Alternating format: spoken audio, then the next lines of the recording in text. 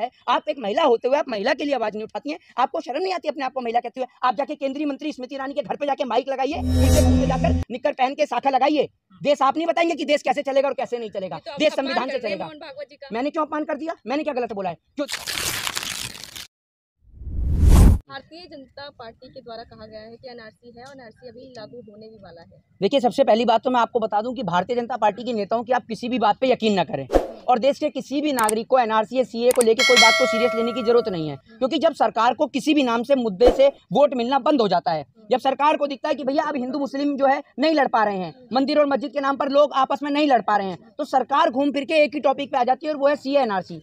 CA NRC के नाम पे, शाहीन बाग के नाम पे इन्होंने, आपने देखा कैसे दिल्ली को जलवाने का काम किया। फिर उसके बाद में बीच बीच में जो है ये एनआरसी को लेकर कभी सदन के अंदर हो चाहे फिर वो विधानसभा हो, वहां पर लेकर भी बोलते रहते हैं। भारतीय जनता पार्टी को अगर इसको लागू करना है तो किसको बता रही है? अरे आप किसको बता रहे हैं ये बताइए ना। आप पिछले 5 साल से सिर्फ इसमें हिंदू और मुस्लिम को लड़ाने का काम कर रहे हैं और कुछ नहीं कर रहे हैं। और मैं आपको बता दूं कि अगर आपको लागू करना होता तो आप कब का लागू कर चुके होते। Bharatiya Janata party total फेकम fake काम करती है, झूठ बोलने का काम करती है। आप इनकी किसी भी बात को, किसी भी मुद्दे को सीरियस ना लें। और अमित शाह जी ज्यादा ही ज्ञान बांटने का काम करते हैं, तो अमित शाह जी से जरा आप ये पूछ लीजिए कि पहले 10th पहले होती है 12th पहले होती है, पहले तो उनको आप ये जाकर समझाइए। उसके बाद आप भारतीय जनता पार्टी के नेताओं से पूछिएगा कि सीए क्या होता है, एनआरसी क्या होता है। आप एक बात मुझे बताइए, 1947 में जब ये देश आजाद हुआ, जो हिंदुस्तान को छोड़कर चला गया उसका इस देश को कोई अधिकार नहीं बनता है, कोई हक नहीं बनता। लेकिन जो व्यक्ति सदियों से इस देश में रह रहा है, देश की आज़ादी के बाद से इस देश में रह रहा है, इस देश के अंदर हर एक पर्व बना रहा है, इस देश के अंदर हर एक उत्सव मना रहा है, इस देश की खुशहाली से लेकर इस देश के अंदर सरहद से लेकर हर तरह के तनाव को वो देखता आ रहा है, तो आप उस व्यक्ति को कैसे कह सकते हैं कि वो हिंदुस्तान में रहेगा या नहीं रहेगा?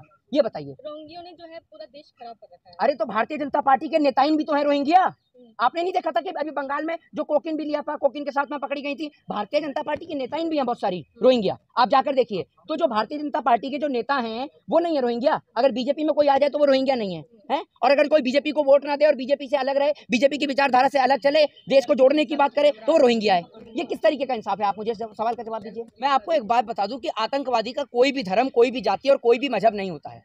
आतंकवादी किसी धर्म का नहीं होता, ना तो आतंकवादी हिंदू है ना आतंकवादी मुसलमान है। आतंकवादी का कोई धर्म, कोई जाति, कोई मजहब नहीं है। ये तो भारतीय जनता पार्टी के नेता हैं जो इतने, आप ये समझ लीजिए, इतने पढ़े लिखे हैं, इतने ही ज्यादा दिमागदार हैं कि ये कपड़ों से भी लोगों को पहचान लेते हैं। दूसरी बात ये कि आपने देखा होगा कि उत्तर प्रदेश के गोरखपुर के अंदर जिस तरीके से एक मस्जिद के बाहर जो है कुछ अवैध चीजों को रखा गया था, देश के अंदर दंगे भड़काने की कोशिश करी थी, ठीक उसी तरीके से हरियाणा का माहौल खराब कर रहे हैं। क्योंकि आप ये देखिए कि बीते समय में कई जगह पर चुनाव है। गुजरात का चुनाव एक अहम चुनाव है, हिमाचल का चुनाव है, इसके अलावा कश्मीर का चुनाव है, फिर अगले साल आप देख रहे हैं कि मध्य प्रदेश का भी चुनाव है। बहुत सारी जगहों पर चुनाव है और भारतीय जनता पार्टी शुरू से लेकर आखिरी तक, आज तक कभी भी वो एजुकेशन, हेल्थ और डेवलपमेंट पे बात ही नहीं करती है। आप देख रहे हैं कि उत्तर प्रदेश के अंदर शासन प्रणाली कितनी बुरी तरीके से खराब है, देश की आर्थिक स्थिति खराब है, लेकिन भारतीय जनता पार्टी उसको लेकर बात नहीं करेगी। भारतीय जनता पार्टी को घूम फिर के आ जाना है एक ही मुद्दे पर, हिंदू और मुसलमान के नाम पर, सीए और एनआरसी के नाम पर। आप एक बात मुझे बताइए कि सीए एनआरसी को लेकर पहले देश की राजधानी दिल्ली को जलवा दिया, तब इन्होंने सीए एनआरसी लागू नहीं करी। और मैं आपको एक बात बता दूं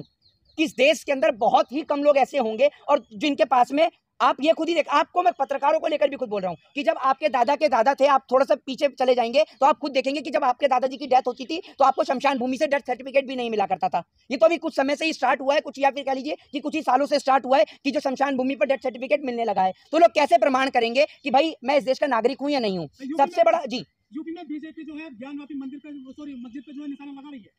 भारतीय जनता पार्टी जो है वो मंदिर और मस्जिद ही खेलेगी। एजुकेशन, हेल्थ और डेवलपमेंट खेलने के इनके बाप की भी औकात नहीं है। मंदिर और मस्जिद पे खेलते रहो, बस यही है इनका काम। अरे आप एक बात मुझे बताइए, क्या हिंदुस्तान पूरे विश्व का एकमात्र मुल्क है?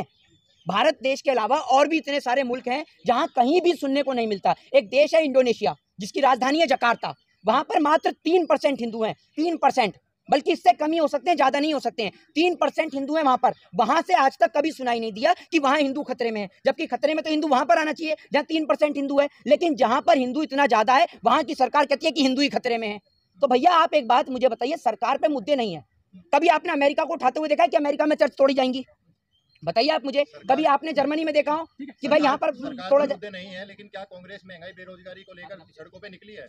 अरे आप तो जो है, मैं आपको एक बता दूं, आप तो घूम फिर के विपक्ष पे आ जाते हैं। आप विपक्ष की ये तो देखिए, विपक्ष की मजबूरी देखिए कि विपक्ष का जो नेता आवाज उठाए उसके लिए जेल के दरवाजे खोल रखे हैं सरकार ने। चाहे फिर वो मायावती हो, चाहे फिर वो अखिलेश यादव हो, चाहे राहुल गांधी हो, चाहे प्रियंका गांधी हो, चाहे सोनिया गांधी हो, कोई भी हो विपक्ष में, चाहे अरविंद केजरीवाल हो, कोई भी व्यक्ति हो। अब आप एक बात जी, की घटना में वृंदा करार जो वामपंथियों का यहाँ पे एक सीट भी नहीं है, वो बुलडोजर के सामने खड़ी हो जाती है, वहीं कांग्रेस वहां नजर आती है। देखिए ये बात आप कांग्रेस के लीडर्स से पूछिए, ठीक है ना, यहाँ पर मैं किसी पार्टी को रिप्रेजेंट नहीं कर। मेरी बात है मोहित जी, अभी एक सुरंग पाई गई है काफी चौड़ी लंबी, उस पर क्या कहना चाहेंगे? सुरंग पाई गई है, काफी लंबी है ना वो, योगी चीन के रास्ते में। मोहित जी, योगी जी नवरात्रों में बहन बेटियों के कन्याओं के पैर धोते हैं, पूजते हैं उनको, लेकिन महिला सुरक्षित नहीं है थानों में, महिला सुरक्षा कैसे होगी? आप एक बात देखिए, आपने एक फिल्म देखी होगी, एक फिल्म के अंदर जिस तरीके से आपने उस फिल्म में देखा होगा कि नेताजी जो है वो चुनाव के वक्त पे घर पे आते हैं, दलितों की थाली में खाना भी खाते हैं, लेकिन खाना बाहर से मंगाते हैं, प्लेट भी बाहर से मंगाते हैं। तो बोलते हैं कि आप आ गए दोबारा से अब दलितों के घर पे खाना खाने के लिए, हैं, अब आपको चुनाव आ गया, वोट की याद आ गई तो आप लोग आ गए। तो वही काम योगी जी कर रहे हैं। योगी जी के राज में तो पहले भी बहन बेटियां सुरक्षित नहीं थी, बस योगी जी तो इतना कहते थे कि इन पे सख्त कार्रवाई की जाएगी। अरे आप अपने अधिकारियों के घर पे, एक आध के घर पे बुलडोजर तो चलवाइए अधिकारियों को। ऐसा नेता जो ये नाटक ना करता हो जी? गरीबों के घर पे खाने का, जी, आपकी नजर में कोई ऐसा नेता जो ये नाटक ना करता हो? देखिए मैं आपको एक बात बता दूं, पत्रकार का तो सबसे बड़ा रोना ही यही है कि अगर दूसरा ये करेगा तो मैं भी यही करूंगा। तो आप सरकार में परिवर्तन क्यों लाते हैं? अगर लोगों ने कांग्रेस को बदल के बीजेपी को लाए तो क्या ये गिनाने के लिए लेके आए कि कांग्रेस ने क्या किया? ये बताइए ना आप मुझे। लोगों ने बदलाव किया, परिवर्तन किया, सिर्फ इसीलिए किया कि दूसरी सरकार आएगी तो अच्छा करेगी, बेहतर करेगी। अब आप आज भी उसी का रोना रोते रहे तो आपसे बड़ा मूर्ख कोई नहीं है। और आपको तो पत्रकार होते हुए पत्रकार होने के लिए आप आवाज नहीं उठाते। आपने एक सवाल ये नहीं पूछा अब तक। अभी आप ये तो पूछ रहे हैं भाजपा के प्रवक्ता बनकर कि भैया कांग्रेस क्या कर रही है, ये विपक्ष क्या कर रहा है, आम आदमी पार्टी क्या कर रही है, लेकिन आपने एक बार भी ये नहीं पूछा कि आप ही के भाजपा के प्रधानमंत्री नरेंद्र मोदी जी के राज में मीडिया को अंदर नहीं घुसने दिया जाता। आप ही के भाजपा के राज में मध्य प्रदेश के अंदर मीडिया के प्रवक्ताओं से, मीडिया के जो तमाम रिपोर्टर्स हैं उनके साथ बदतमीजी की जाती है, उनको निर्वस्त्र किया जाता है। आपने कभी ये नहीं पूछा, आपने कभी ये नहीं पूछा कि गौरी लंकेश की इस देश में हत्या होती है, उनको लेकर आज तक जांच नहीं हुई, क्यों नहीं हुई? तो आप एक बात मुझे बताइए कि सब कुछ आपका है, 10 साल क्या, 10 साल नहीं, आप एक बात मुझे बताइए, 3 साल क्या, आपको 8 साल दे दिया, आपने क्यों नहीं करते? ये बताइए ना आप मुझे, क्यों नहीं करते आप? हिंदू राष्ट्र से अरे मेरी बात तो सुनिए, ये कुछ नहीं है, पागल बनाने का एक सरूपा है। आप ये नहीं समझिए अब तक, आप कह रही हैं सहमत हैं, ये पागल बना रहे हैं, ये देश में दंगे कराने के लिए हैं। अब आप एक बात मुझे बताइए, जिस आदमी को काम करना होता है ना वो चुपचाप काम कर देता है। ये बोलते किस लिए हैं, लेक्चर किस लिए देते हैं, और ये बनाएंगे। प्रधानमंत्री जी ने तो आज तक आकर नहीं बोला, गृह मंत्री आज तक आकर नहीं बोले। भाई देश को चलाने वाले, देश के कर्ता धर्ता तो राष्ट्रपति है, राष्ट्रपति को इस देश का प्रथम नागरिक बताया जाता है, फिर प्रधानमंत्री आते हैं, फिर गृह मंत्री आते हैं, प्रधानमंत्री। एक मिनट रुक जाइए, प्रधानमंत्री का ये स्टेटमेंट है कि देश हिंदू राष्ट्र बनेगा, बताइए। अरे आप मुझे बता दिए, मैंने नहीं सुना, कहीं आप बता दीजिए, सुनाओ तो। मोहन, एक मिनट रुक जाइए, मोहन भागवत प्रधानमंत्री हैं, गवर्नर जनरल लगे, कहाँ से गवर्नर हैं आप बता दीजिए मुझे। लेकिन सुनने में तो ये अरे मोहन भागवत कौन सी पार्टी के नेता हैं? मोहन भागवत से देश चलता है, देश संविधान से चलता है, मोहन भागवत से नहीं। तो मोहन भागवत को वहीं नागपुर में रखिए कि वहां पर आप संघ में जाकर निकर पहन के शाखा लगाइए। देश आप नहीं बताएंगे कि देश कैसे चलेगा और कैसे नहीं चलेगा, देश संविधान से चलेगा। मैंने क्यों अपमान कर दिया, मैंने क्या गलत बोला है? क्यों देश संविधान से नहीं चलेगा? देश अगर देश संविधान से नहीं चलेगा, मोहन भागवत से चलेगा, तो आप इंटरव्यू मोहन भागवत से ले लीजिए। एक काम करिए, यूपी के थाने में एक बच्चे से रेप होता है, महिला को पीटा जाता है, जबकि वो कहते हैं कि मिशन नारी शक्ति चला रही है बीजेपी सरकार। हाँ तो यही तो है हिंदू राष्ट्र, यही बताएंगे आपकी महिला पत्रकार साथी। मेरे से तो पूछने की आपको जरूरत ही नहीं, यही बताएंगी, यही कह रही है कि संविधान से ऊपर है वो। अरे नहीं, आप ही कह रही है ना कि मोहन भागवत ने स्टेटमेंट दिया है। Who is this Mohan Bhagwat, कौन है बताइए ना आप मुझे। एक महिला के साथ बलात्कार हो रहा है, उसको वहां मारा भी जा रहा है, पीटा भी जा रहा है, आप एक महिला होते हुए आप महिला के लिए आवाज नहीं उठाती हैं? आपको शर्म नहीं आती अपने आप को महिला कहते हुए? आप जाके केंद्रीय मंत्री स्मृति ईरानी के घर पे जाके माइक लगाइए, उनसे पूछिए कि एक महिला के साथ देश में बलात्कार हो रहा है और आप महिला होते हुए जिन महिलाओं ने आपको चुन वहां तक भेजा, आप आज तक उनके लिए आवाज नहीं उठाती हैं? ऐसी महिलाओं को तो शर्म आनी चाहिए। और वो कैसे केंद्रीय मंत्री बन गई? ऐसी महिलाओं को शर्म आनी चाहिए कि वो सदन के अंदर भी क्यों बैठी हैं, क्योंकि अगर एक महिला दूसरी महिला के लिए आवाज ना उठा सके तो उसको अपना महिला कहते हुए भी शर्म आनी चाहिए।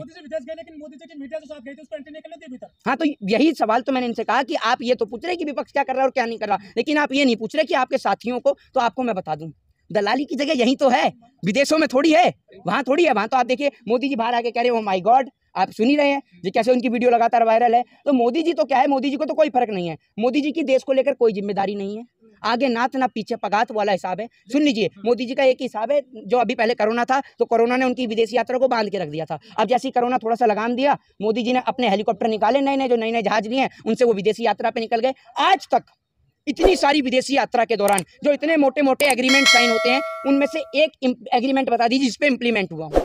राफेल की डील, वो भी ज्यादा पैसे देकर की गई। क्या हिंदुस्तान इतना खरबपति देश है कि आप यहाँ पर जो है, अगर हम राफेल भी खरीदते तो उसमें भी आप घोटाला कर देते हैं? पहली बार इस देश ने डिफेंस घोटाला देखा मोदी सरकार के राज में।